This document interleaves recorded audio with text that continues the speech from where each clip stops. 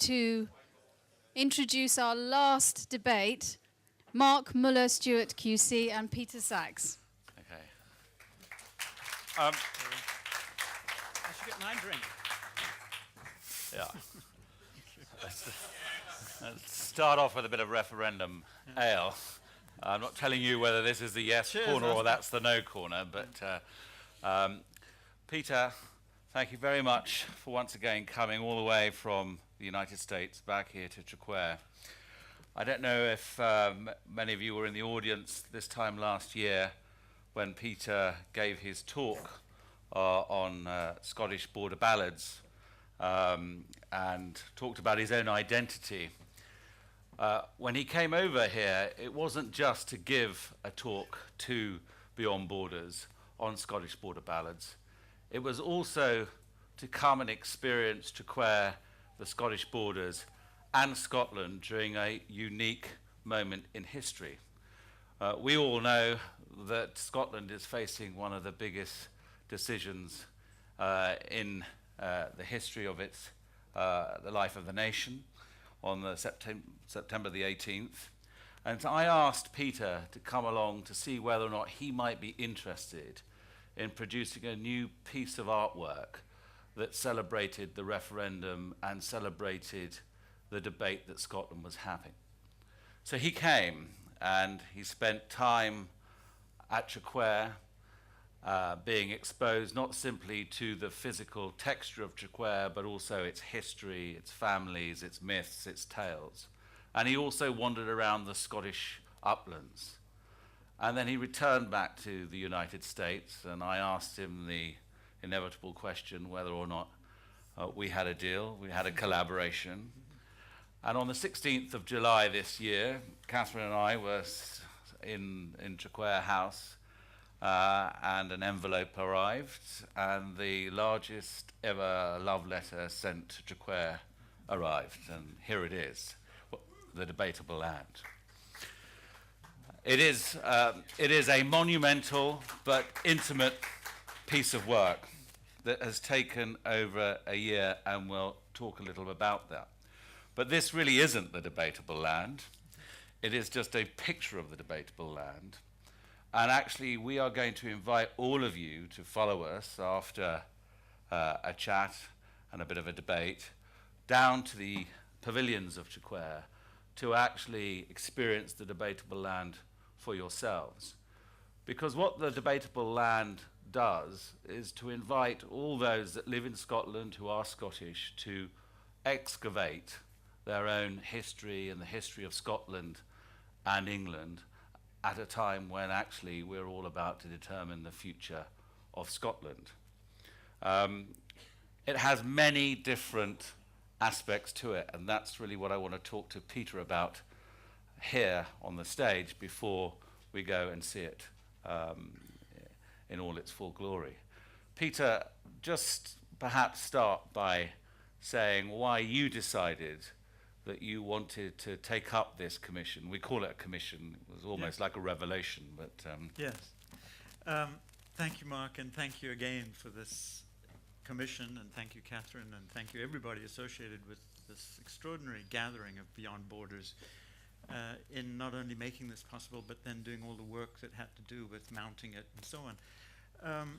And when I did come here before and spoke on the border ballads, I was exploring for myself the residual momentum in my own imaginative identity of what it meant to take on something like a cultural heritage, because mine was phantasmatic. It was an imaginative association with the Scottish. I was a South African, descended from 4 Lithuanian Jewish grandparents, one of whom had the name Gordon. And so I assumed somehow as a child that I must have been related to the Scottish Gordons. And that was enough to plant what I would call a piece of imaginative DNA in my system, because I then began to identify with the great Scottish heroes and their resistance to England. And this got mixed up with my resistance to apartheid and all kinds of ways in which the psyche takes on these solicitations from the past. And I had also studied literature and fallen in love with border ballads, and with the kind of poetry that had come out of this extraordinary part of the world. And so that disposed me to things Scottish. But by that time, I was already very far embarked in the career of a painter. And my paintings involve a large amount of encyclopedic gathering of sources, many of which I type out on fabric. Luke Harding was just describing the need for certain people to protect their privacy by using typewriters rather than the internet, and he was speaking about pounding out on typewriters.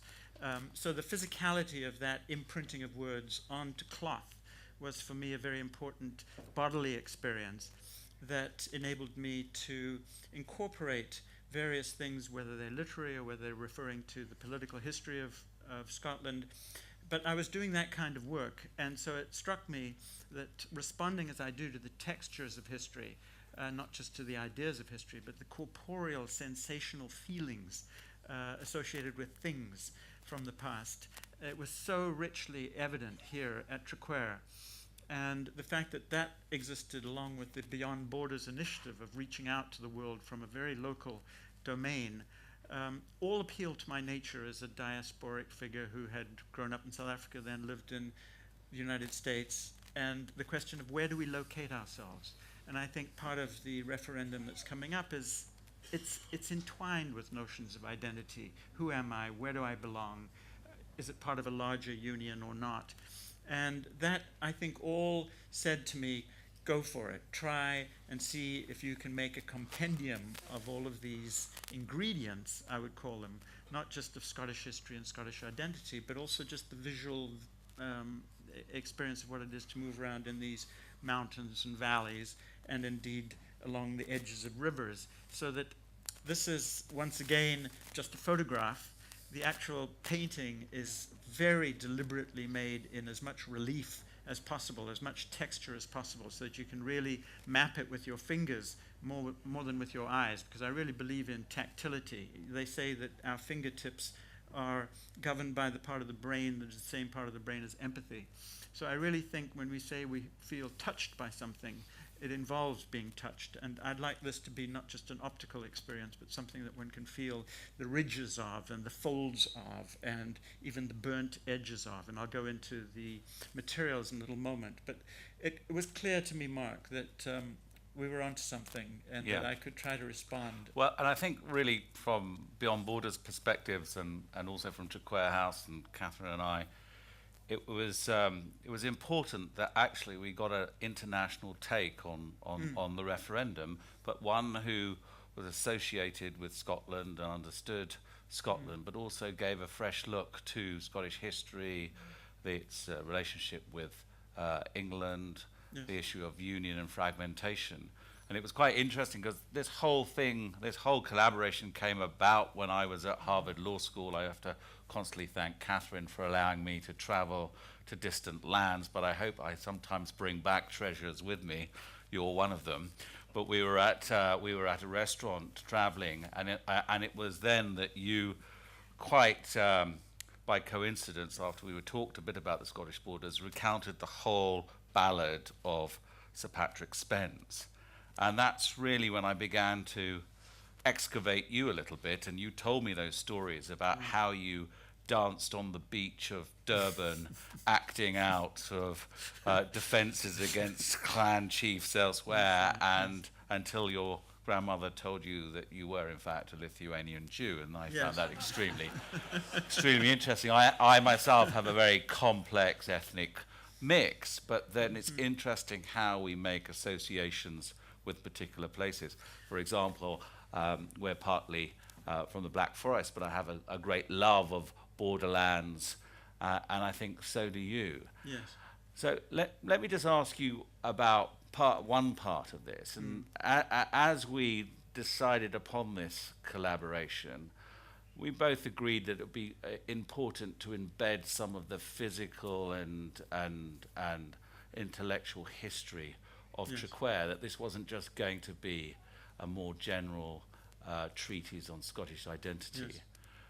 And as you know, I came over a couple of times to your Connecticut and Masters Vineyard studio and brought with me a number of different items from Triquare. Yes. So I was just wondering what use did you make of them? Which ones made it into the paintings, and why did you decide to put those items in? Well, quite a few actually. And once again, this is a matter of not just using painting as the idea that you're depicting something, but I'm really fascinated by painting as potential embodiment of reality, and using pieces of it, whether it's stone or wood or cloth. And so quite a few of the things you brought were actually quite crucial. I was already fairly far along in the general mapping of what the triptych would be, but then arrives with a rucksack or a bag, Mark, with things that he starts pulling out, and I'm looking at them thinking, what next? With no idea in advance of what I'll do with them, but just to start where I am, in this corner, and I've got details of them on the screen here, and I'll see if I can, because they might be just a little more legible. If I start where I am, just happen to be sitting, you'll see on that corresponds to this part up here. Now this piece, I've got to get this thing to show you over there. Can you see this little red dot? Yeah, okay. So that's an actual piece of the window frame from one of the iterations of this 900-year-old edifice. And it's a piece of wood from the window frame. But I applied it to the canvas and then wrapped it in linen, on which I typed with an old typewriter and wrote by hand what it exactly is, the piece of the original window frame. And then this becomes not just a piece of the history, literally, not a depiction of it, but an actual piece of it, for which we can somehow feel that we're in the presence of it yet again. In other words, I think it was just in an attic being on the verge of being disposed of with no further use. And so these paintings are also a matter of recuperation, of recycling, of reimagining how things might take another life. So it becomes not just a piece of the place, but a diagonal vector that then somehow leads one, as if it were a window frame, into the painting itself, which then can pick up with a more modern sort of window frame that is matched by another window frame over here. So it just is a way of creating both a formal and a material part of the painting and part of the experience of the viewer, because when you go down and see it in person, you see that that's an actual piece of wood with a piece of cloth around it, with that language on it. And then once you see it, yes, it's a piece of wood, but there's a tiny image just to the left of it. I'm trying to get this thing to, can you see just there? That is a depiction of the Westminster House of Commons with the benches in oppositional layout, and that becomes, alongside this window frame, a counterpoint to the Scottish Parliament way over on the right there, which is of course shaped very differently in the idea of a U or a horseshoe, of a different notion of community rather than this geometrical opposition, this idea of some sort of embrace. And this just therefore leads the eye in to the painting the way a window might lead you to a view, and it then starts to interact with other features, and it becomes one of the many, many layers. These layers of the painting, there's almost 11 layers of stuff on the canvas here. Paint, fabric, lace, actual garments, denim with buttons, wood, pieces of the wall that you'd brought. There's a piece... the Harling. Harling, yeah, which is... does everybody know what Harling is? I don't need to explain that here, or you yeah, can. It's part of the facade of Triquare. Right there. And I think Louis was the one who... Well, thank you, Louis. Louis, my son, was the one who is extracted the Harling off the wall. Is highly textured, and it came as a lump of stuff. And I thought, how am I going to get this onto the painting? But, you know, with the use of layers and covering it in linen and, again, typing. And what I typed on here was a 19th century napkin from the House of Triquare that I fed through this old typewriter and typed out various texts that go back to the geology of Scotland, to the Treaty of the Act of Union of 1707, to all kinds of other things that are also typed on materials that one can track by just following the rivers of printed matter across the painting.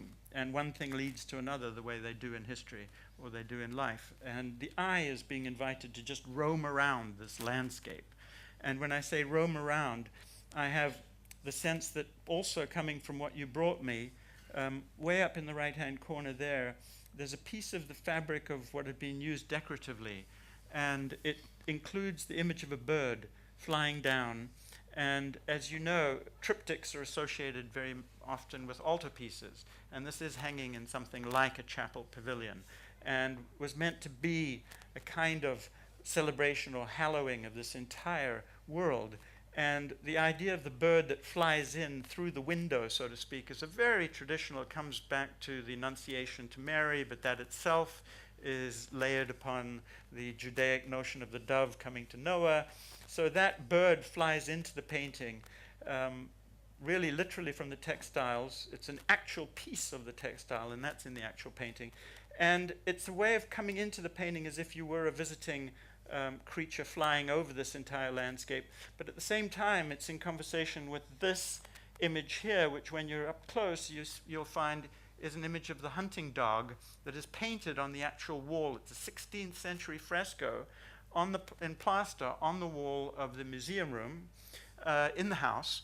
And this hunting dog now is going to be finding its way in different scales all the way across the painting until it finally exits the painting over here.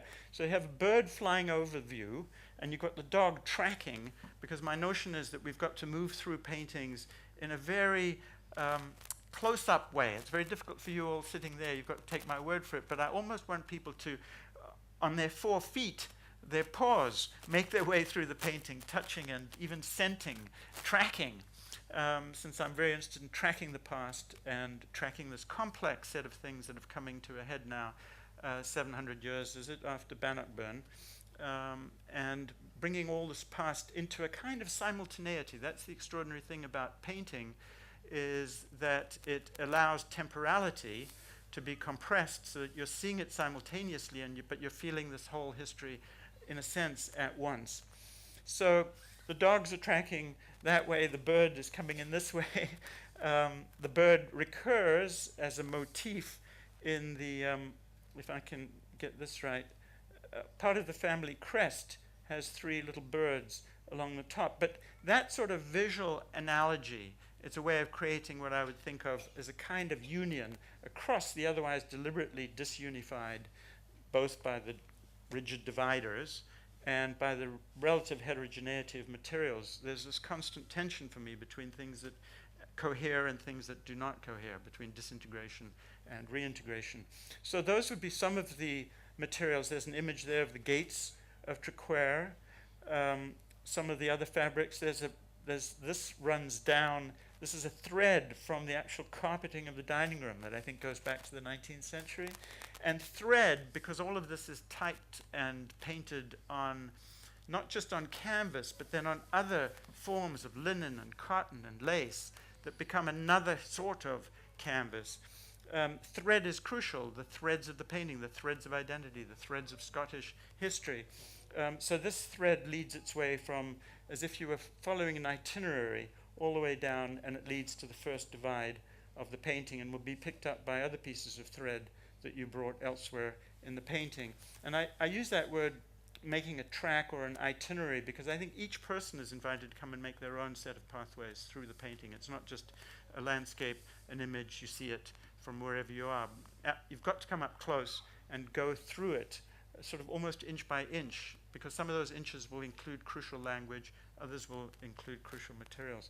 So it deeply enriched the substance, but also my freedom of, and there was a wonderful sort of exhilaration of, well, where shall I put this? How does this fit in?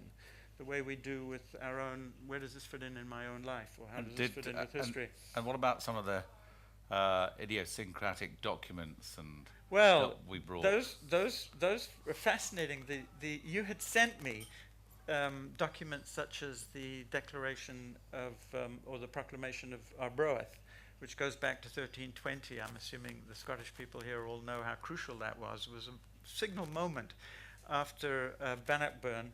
The English had not agreed to peace, and the Scottish Parliament of that time, we're talking about 1320, wrote a direct letter to the Pope in Rome, appealing for his intercession, saying that these English won't agree to allow our independent kingdom to remain unthreatened, and we appeal to you to intercede. And it's a remarkable document in which they say our king is somebody whom we have to consent to be governed by, because if he makes an independent deal with the English that they can invade us and occupy us, we're going to throw him out. So they didn't subscribe to the idea of divine right of kings, that you just, whoever you inherit. No, there was this strong participatory feeling that they could, and they subscribed all of their names, and that document is right here, as it is repeated elsewhere. But that's one of the earliest documents, but it goes all the way through pieces of the actual Articles of Union, the fascinating moment in which 6 years after the Act of Union in 1713, there was an attempt to break it apart, and there was a very close vote in the House of Lords in Westminster, and it was narrowly defeated, the idea that they could break up the Union again. But I thought that would... 67, 71. Yeah, 71. Could be as close as exactly, 2014. very, very close. And the actual names and the strokes of the pen mark the votes. And there's something about the hand that I'd like to stress, because I feel my hand is very much in this, to make those fabrics, to shape them, to get all the ripples, to do the burning, to do the typing itself, is tremendous labor of handiwork, which went on for a year to make this thing. And I do think that we're losing, in the contemporary world where everything's getting so electronic and so dematerialized, a sense of our body's engagement in things and in even our sense of responsibility. It becomes so easily abstract, so easily virtual. And there was a word used in a prior panel this afternoon that moved me very much, where there was a discussion of the rule of law. And Sir Geoffrey Jowl actually said, in order for us to have traction, we have to find our way into the local culture of specific regions and realize how the rule of law can emerge and merge with local prior customs. And that word traction, aligned with the idea of specific locale, is crucial to me. I think of myself as an abstract painter who's trying to put traction back into the word abstraction, because the surface, the textures are very much for me to get traction on reality, and not to just think that we can move ourselves to some detached realm of just meditation or contemplation. So it's a way of getting gripped by substance. So some of the other documents, there's one thing that very much moved me that I thought was fascinating, was this is an actual piece of, this is the front cover of the little pamphlet manual that was given to soldiers who were going out to India. And this was something I think part of the family here It was Peter Maxwell Stewart's. I found it in an old... Yes. So Mark arrives with this little pamphlet which was published. It was printed in New Delhi, and it's got the actual paper. And I'm very touched by these, there's the word again, remains of the originals.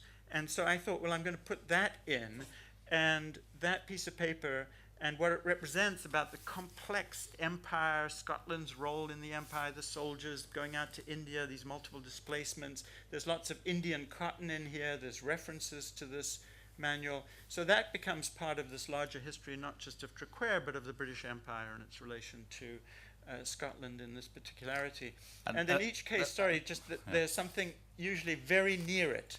So I'm very interested in juxtaposition, so that there'll be something that would be very different from that particular reference, such as here's another instance of the crest from right here, and this crest plays off against the crest that's embossed on the pamphlet. So there's all this kind of thing to be discovered. I want this painting to be an act of gradual discovery or exploration or excavation, to use your word, as if it were an archaeological site that one could sift through and find these remains that nevertheless are part of a living present. Well, and I think also when you come across Bannockburn and plans of Bannockburn, yes, and the way in which the texture of the painting surrounds those plans, it does actually feel like an archaeological or a topographical there it is. Landscape. Yeah. So this is the battle plan at Bannockburn. And you've got the actual river flowing through the battlefield, which of course is such a determining element. And I'm very interested in how geology shapes history. And the fact that this battle was fought around that burn, that river, was something that I was taking into account, because this is, yes, you could say, oh, perhaps that's some sort of Scottish mountain, or perhaps it's the bottom part of the Scottish flag, the saltire, this triangle of blue here. But then all of these shapes that flow through it are meant to be like tributaries, you see, flowing through the canvas, irrigating the painting, so to speak, or irrigating the landscape, finding their way perhaps down to this bottom riverine form that is my sense of the River Tweed, which is then, of course, yet another crucial border. So Bannockburn, yes, the battle plans, yes, the river going through, but then other forms of rivers flowing through the painting, coming off and going through other passages. So it's meant to be a map, but it's a map in which, as you traverse it, you're actually reading and experiencing these remains. So that's Bannockburn there, and it's very much juxtaposed with this little piece of yellow cloth on which is typed a reference to the Indian Army manual about how to deal with the locals. And so that this battle is then juxtaposed with that piece of military language, and it goes on like that. It's a matter of visual association. Yeah. And then, of course, there are many literary references and tales. Just before we open up to questions, just to give us a flavour of you recognize which. Recognize this figure? Of course. That's when I was growing up in Durban, South Africa, which had a very strong Scottish community, by the way. There was a Caledonian society. A lot of the people one encountered were Scottish, very strongly Scottish. There were towns that had been formed by Scottish settlers after the 1820s, and they celebrated Burns Day in Durban. And I first encountered him as a child, memorizing certain poems, which then became important to me.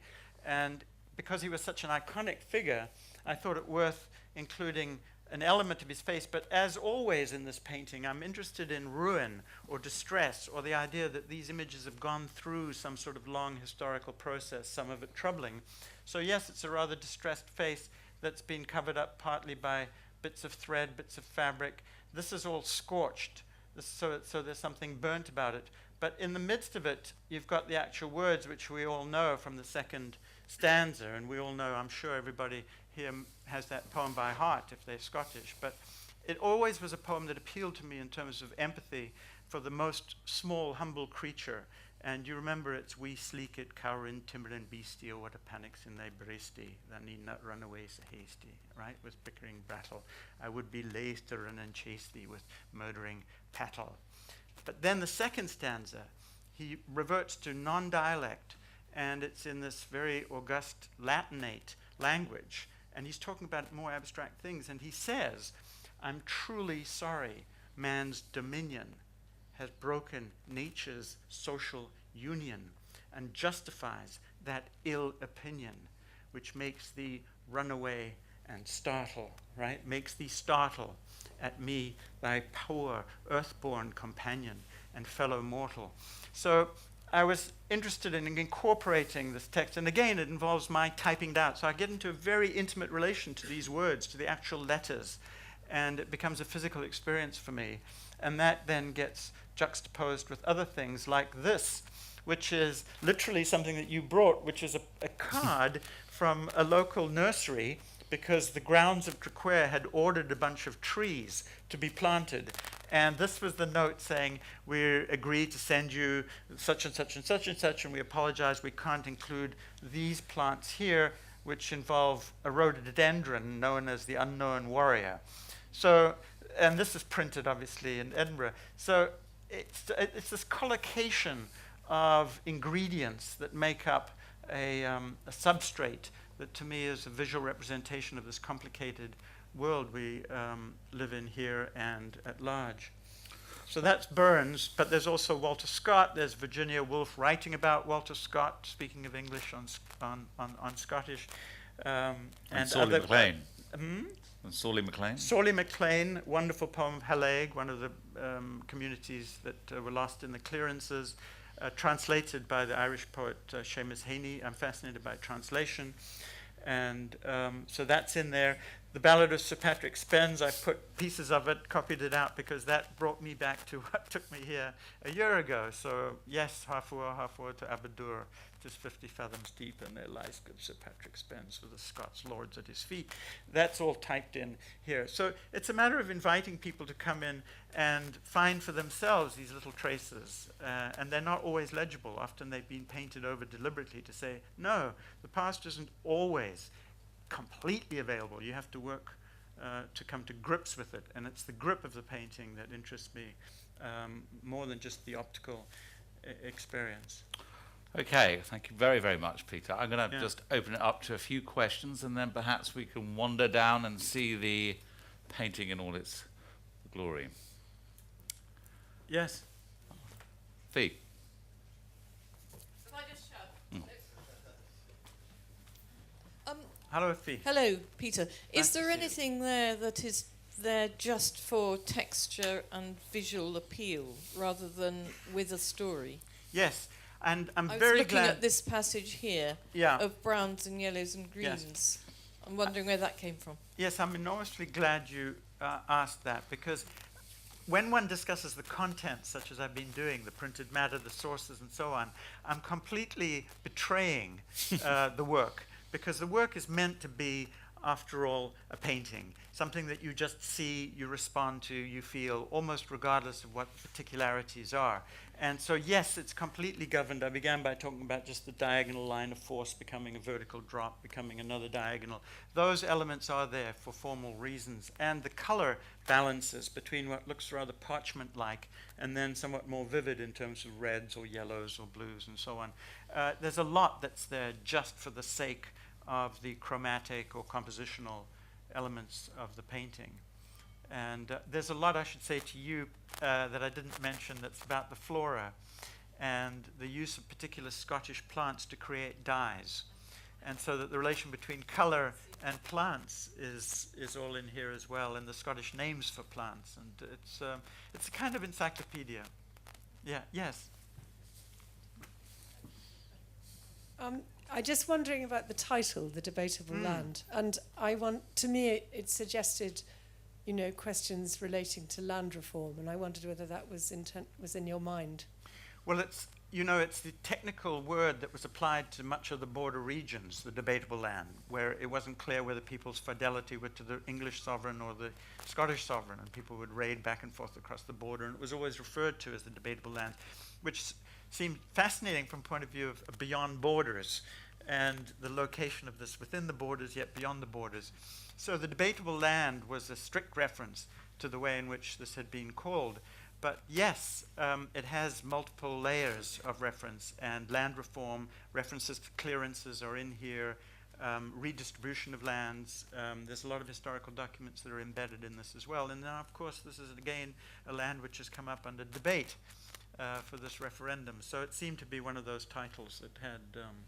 and it has real that kind of resonance. I mean, resonance. I was just doing chairing a referendum debate in Peebles, and what was so extraordinary was just, it was packed. How many people were there, the passion, and I think that, whatever the results, Scotland will never be the same again, because there are debates going up and down and across the breadth of Scotland in town halls. People who have never really been involved in politics or have lost faith in politics are suddenly packing those town halls out again and are becoming, incredibly connected to this vote.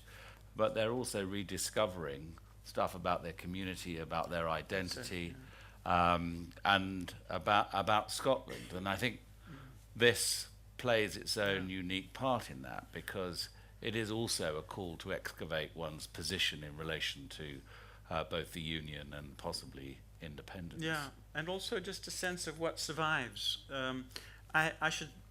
Perhaps a nice place for me to end would be to say that this is my notion of a kind of cave painting, which was my earliest influences in visual art as a South African, moving around the Drakensberg Mountains and seeing the remains of what the indigenous people had painted, And so I was haunted not just by the images, but by the trace of the handwork of those people who had preceded centuries of extermination, displacement, domination, imperialism, and the relation of painting to this somehow surviving trace of the past and of a people and of persons' actual minutes in which they applied themselves to make an image. I thought of it as a cave painting, as a wall painting, as a fresco, and perhaps even as one of those decaying medieval frescoes that you see in churches. And I wanted to recreate the relation between painting and work that functions in the public sphere. Yes, I want people to have a very private, inward, up-close relation, but I also wanted, as I'm hoping some of you will come down, for you to have the experience of coming into a chapel and then finding, or a pavilion, and finding this thing taking up the entire back wall as if it was indeed part of the structure, and say, okay, this painting is part of the structure, it's actually part of the world that we live in. It's not just an autonomous aesthetic object. It's that as well. There's Yes. a couple more hands up, so Yeah. since it's the last session, let's... I love this work. I was privileged to be at a private view, but the discourse tonight's been largely on interpretation of history. It's like a hitchhiker's guide to Scotland. Yes. But I'd like to address it in a different way, because the monumentalism of it, the, from where I sit, abstraction, Yes. takes me back to your home. I think about Robert Rauschenberg. I think about the Rothko Chapel in Houston. Yes. I think about Jasper Johns sometimes. And I wondered if these great post-war Americans feature in your mind. Absolutely. I've not talked about art history. I've been talking really about regional history, and you're quite right.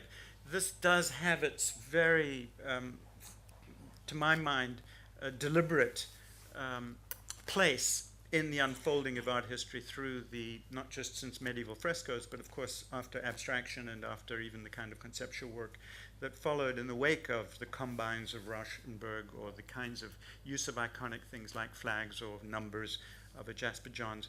But where I felt I was parting company from them was that rather than just take a piece of existing pop culture or a mattress or something, or a bedspread, and put it into the painting and combine it, I really wanted to transform every millimeter of the stuff I was taking, so that I wasn't simply appropriating. I was then retransforming, refiguring, typing on it, burning it, molding it plastically with my fingers. So that was a level of investment, I think, that I was trying to make in the surface of the painting that differs from those that particular heritage. Yeah, I mean that's in a terribly, that's in a peanut shell, not even in a walnut shell. Yeah, but very small nutshell. If you'll forgive me, my question is for Mark. Oh, In your of course. That's a relief. You're more than forgiven. in your introduction to what for me has been the most remarkable day, and I thank you for it, just now you said about the referendum being important in connection with the future of Scotland. Is it not also profoundly important for the future of the United Kingdom? Even if we end up moving in transition to something which I abhor, because I'm a unionist, but you actually didn't frame it in the question of the total context of the United Kingdom, and I wonder why. Well, I was concentrating on Scotland. I think it's beyond argument that it has massive implications for the United Kingdom. And if Scotland were to go independent, it would usher in a profound era of political change to all our political institutions, including those in the UK. And may I say so, I think it will also ripple around the world. And I'm not taking a positive or a negative position. I'm just simply saying the implications of independence are profound. When I do my conflict resolution and human rights work around the world, I am constantly stunned by how many countries and regions and conflicts involve issues to do with devolution, cultural autonomy, identity. So most recently I've been in Iraq and also Syria, but you can even go to the Ukraine, where I've spent 2 months this year, and the issues of devolution, identity, claims for independence are all there. They're all looking at Scotland, you know, and so I think the Scottish process itself is also extremely important, and we in Beyond Borders use this in our diplomatic work, because over the course of the last 3 years we've had the Turks and the Kurds here, we've had Georgians, we've had Ukrainians, we've had many others, even people from Oman and Bahrain, and they all look to the profound non-violent constitutional journey that Scotland has undertaken as a possible template for political change. And this is slightly different from South Africa and Northern Ireland, where we used to take these groups because that often involved violence and real conflict. And yet here in Scotland, when you think about it, in the last 20 years, we've gone from a position where Scotland was effectively ruled by a Secretary of State in the Scotland office and a Grand Committee in Westminster, to the position now where it's on the verge of independence with all these new political institutions. Whether you support it or you don't support it, it is a remarkable journey. And many countries and many groups around the world, from Palestinians to Kurds to Turks to, oh, not Turks, but Tamils, are all looking at Scotland and at this vote. I mean, I think that the Edinburgh Agreement of 2012 was a conflict resolution agreement. That's in and over of here, itself. by the way. And there it is. There they are, signing across the divide of the canvas. These two are sitting down signing with a piece of cloth going, of course, right across between their heads and their hands. But their hands are on the documents, and there they are signing it. And interestingly enough, only by typing this kind of stuff out did I come across the fact that one of the people who signed the declaration or the letter in 1320 to the Pope asking for his intercession against the English was a person by the name of John Cameron. So these families and the intertwinings and the paradoxes and the ironies are prolific. And yes, I think it has huge repercussions on the UK and on, as Mark is saying, on the world at large. I mean, the idea of a peaceful resolution to something as contentious and potentially bloody as has been required elsewhere is remarkable. Okay, so one last Yes. question from our Ukrainian guests. Ostap.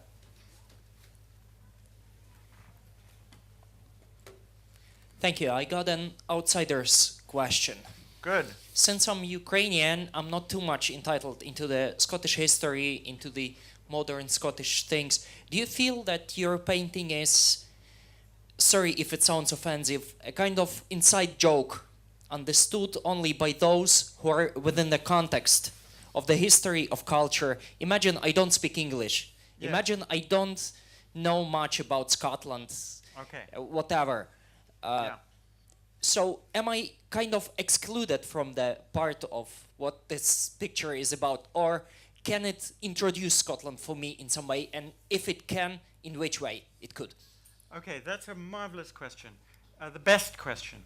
And in fact, what I would like to do is go with you to the actual painting and have this conversation afterwards with you and say, all right, to what degree did you get something from the painting, and what kinds of things are they that you got from the painting? Because let me hazard a couple of possibilities. One is that you encounter something that is obviously very, very labor intensive, so that you have, regardless of nationality, regardless of personal commitment or background or language, the embodiment of something that one human being in the year 2013 and 2014 chose to do. So it's an evidence, it's a piece of human making, which to my mind, if I were to come across or to dig up 100 years from now, would speak to me in a way in itself, just as a formal thing made, right? So that would be one answer.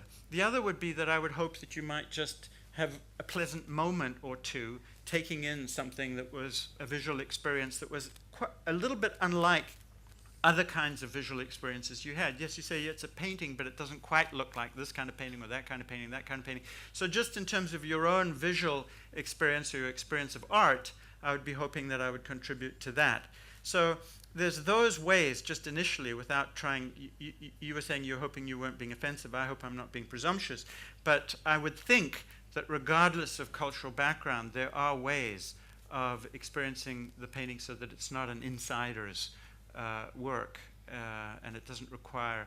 Those could be enriching. If I were to look at a depiction of something of Ukrainian background, it might urge me to think, well, here's a Ukrainian poet that's being quoted. Maybe I could go and read some of that, even in translation. Or here's a historical document that I didn't know about that governs the history of the Ukraine and of Russia, and maybe I can go and find out about that. So it's an invitation.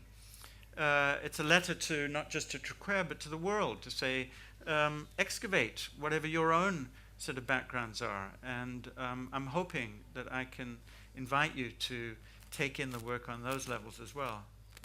Okay, I think we're going to draw it to a close now, Yeah. and perhaps we'll take you down to the debatable land so that you can experience it for yourself. I think, first and foremost, it's also a letter to the future, and I remember sitting there with, or standing there with Louis and saying he just might, in 100 years, as will Isabella and Charlotte, may well just be alive, and perhaps in 100 years' time they might sit back and remember us all debating all the topical issues we've been debating today, but remember us through some of the physical and intellectual history you've laid out on this painting. I just want to say I love the fact that you all support Beyond Borders, that you come here. I cannot believe that we have stayed in this room for the better part of 8 hours and debated all the topics that we have debated, both artistic, political, literary. I mean, it is a testament to the fact that this is, here in Scotland, the debatable land. So thank you very, very much. Thank you.